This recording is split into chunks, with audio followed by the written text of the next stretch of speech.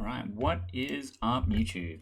Keith here from Cutlass Board Games. I am a game designer by day, Marvel Snap player by night. Lately is how it seems to feel. And I wanted to take a moment to break down some of the fundamental design elements of the game that makes Marvel Snap a good game. I feel like a lot of the media coverage of Marvel Snap talk about the really specific, minute choices that they're making, analyzing the patch notes and the different tinkering that they do with the characters, analysis of the meta, what kind of compositions make decks and stuff like that. But I haven't really seen anything where people talk about the overarching things that they've put into the game at the base level that make Marvel Snap a good game. So here's my top 5 things that are worth talking about and Marvel Snap has done well. Number 5 is it depersonalizes combat. This is probably the least convincing argument that I have on the list, but I personally think that a lot of games, me being a League of Legends, Valorant, Magic the Gathering player, where you are literally seated across from another person, and that person is directly dealing damage to you, makes it feel like you in the game or your avatar is directly suffering from the actions of others. And this can be something that turns people off, makes them less interested, and is quickly able to focus the blame on other members of the community in ways that, like, in the actions, well, especially with like stuff like Valorant, where you can have people specifically being rude or BMing you or whatever, and like those games have chat functions and stuff like that. In this, the things that I always hear people complaining about is the randomness generated within the game, and never the thing that my opponent did. It's never like, oh, every single game my opponent has Cosmo for the combo that I'm trying to play, or every single turn I've just set up a really, really strong location, my opponent Galactus is somewhere else, or whatever. Like it's usually like, oh, X Mansion dropped something ridiculous that killed me, or the 3 locations that I got said you can't play things here, or things that make your negative interactions less specifically about members of the community and more you are interacting with the game state itself. And like I said, this was probably the least convincing argument of the 5, but that my personal experience, I much prefer that what I'm interacting with is the game state rather than my opponent, because that's the mindset that I have when it comes to Magic the Gathering. All I care about is the objects on the board.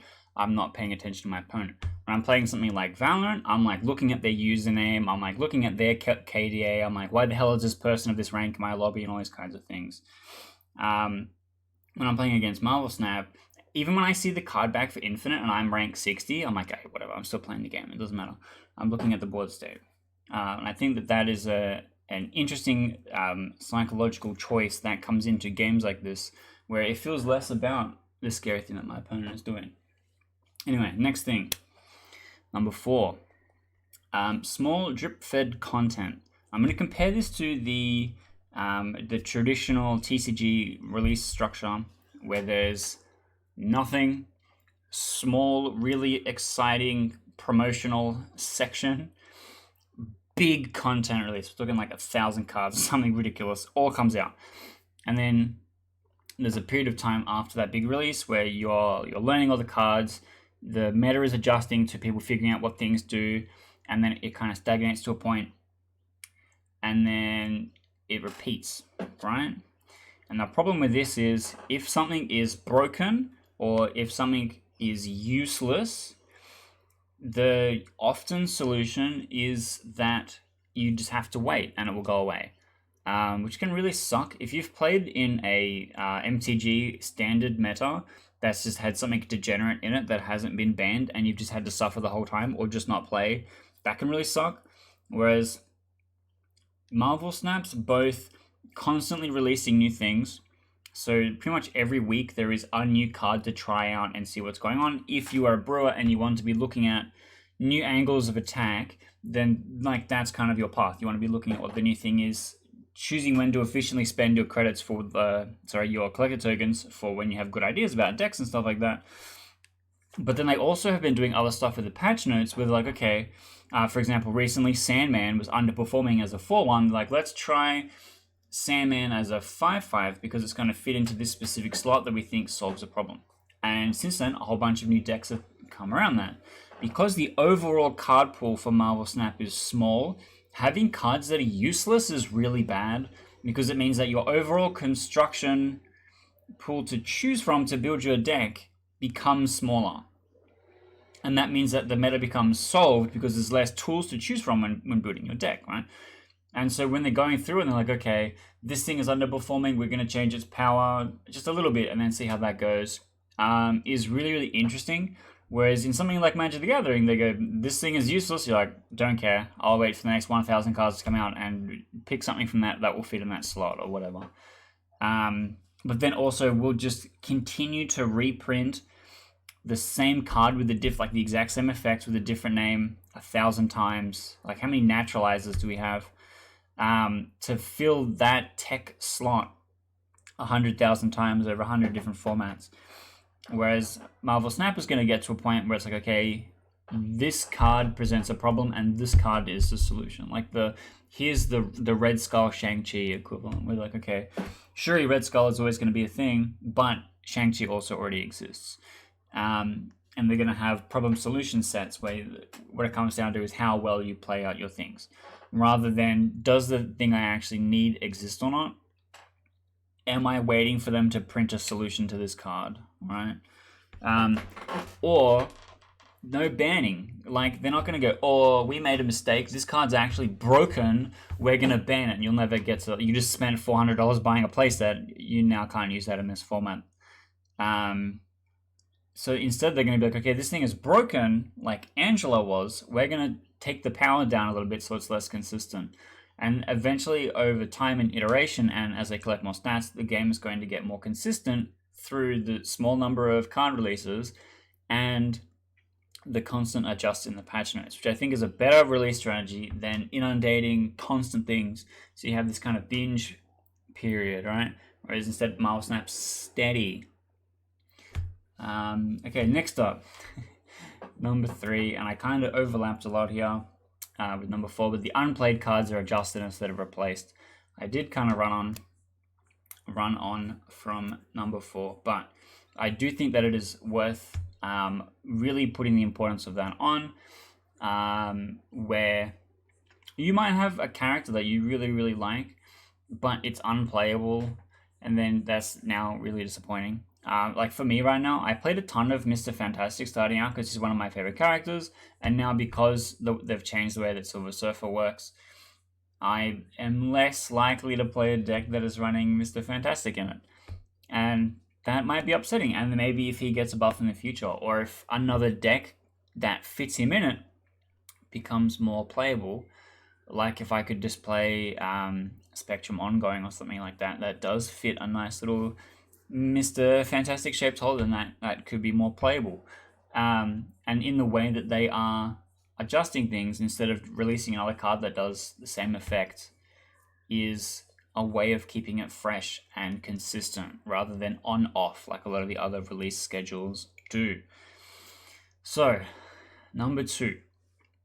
Now, number 2 is something that I, a few years ago, have started putting into my own game designs because I get really frustrated when a game feels like it's dragging on and nothing is happening in it. Magic the Gathering is a huge culprit for this because they have a whole color archetype where all they want to do is make you have no fun and do nothing, and then wait as long as they can possibly to then close out the game when your opponent has no resources left. Which is unfun. I don't know why you would ever think that was a cool idea, but surely it's a particular player profile that they were trying to cater to. But the thing that Marvel Snap nails it with that is the climactic 6-turn limit. You know going in, this is how long you've got to get the job done. Cards like Magic give you 1 extra turn, but 7 turns is still not a lot. Like, it's still not that many turns. Even when you still have that Hearthstone scaling energy system, you still have finite turns. So that means you have, you can count exactly how much energy you will be able to spend in one game. And then you look at your deck and you go, well, if I have 12 things that cost 6, I will get to cast 1 of them. Does that one card win me the game? Probably not. So you're then trying to build all around to this climactic final turn finish. And for example, my game, Spaceship Redoubt, does the same thing. It goes, you're on the ship, and the ship is damaged, and the orbit is decaying. It's going to crash into the nearby moon in exactly 6 turns, unless if you fix the engine. So there's a time limit on it, and there's an objective under the time limit that propels players towards the goal. Marvel Snap does the same thing. Here's 3 locations. You have to win 2 of them in this time limit, and that propels you towards the goal. Whereas if it's something like really wishy-washy, where it's just like, I can kind of do this whenever, or if I wait long enough, my opponent just loses the game because they draw all their cards and die. It's like milling out, or Hearthstone's fatigue system. It's kind of like anticlimactic, unless if that was your goal the whole time. But keeping games a finite length, I think, is very, very good, because you can go in with an expectation of how long something is going to be, and it builds up to, you know, exactly when the super important turn was. And then the final thing, the number one thing that I think no one has really talked about what Marvel Snap has done interestingly with this, and that is, you don't choose targets for the cards that you play. Everything comes in and says, I do something here, or it names a zone, or it names a random target, or it says everything, or it says everything at this location. And that means that you basically just flick your cards onto the screen. Most of the time you go, okay, this is going to go left, this is going to go right. I know how these things are going to play out once I've put that card into play, rather than having to be like, okay, I'm going to cast this spell. It's got 3 different things that I have to target. The order in which I have to target the things is really important. Like, if you actually read through the parts of the Judge Manual on how to cast a spell in Magic the Gathering, it's so unnecessarily complicated. When in Marvel Snap, it's literally like, I'm putting my guy in this place, and that's all you have to do. The load off the player in having to perfectly sequence their turn, when there is already some pretty complex turn sequencing for some things, like, for example, Shuri and Zero, and I'm playing Shuri in a Thanos deck, and I'm trying to also play stones out at the same time. And it's like, well, if I accidentally play Power Stone after my Shuri, my Red Skull is not going to be a big boy. And imagine if I had to go, okay, I need to play this card, I then need to drag the cursor over to a thing in my hand, or I target this particular thing. And it also gives a certain amount of balance. Like, for example, Moon Girl cares about the cards on the left-hand side of your hand, because you can't reorder your hand. Nakia is the same thing. And you are aware of what these zones look like in advance before you make any of these choices. If you were ever like, discard the left-handmost card out of your opponent's hand in Magic the Gathering, you put that card on your stack, your opponent's like, okay, go for it. And I think being able to name specific cards in specific places makes it really, really easier for you to understand exactly what's going to happen when you do it. There's no like extra indicator, like, do I know that my lightning bolt is going to kill this Tarmogoyf kind of a thing, where you're trying to figure out what is really going to happen when you put something onto the stack. When you play a card in Marvel Snap, you know what's going to happen, or nothing is going to happen. There isn't really too many cases where something just doesn't happen the way that you expected it to. A lot of the stuff is worded really well so that it is able to be easily digested as you are coming into the game and as you are trying to play at the high level. And that's kind of where I'm at. I think this is a couple of things I've been thinking of for a while as to what makes Marvel Snap feel unique amongst its peers.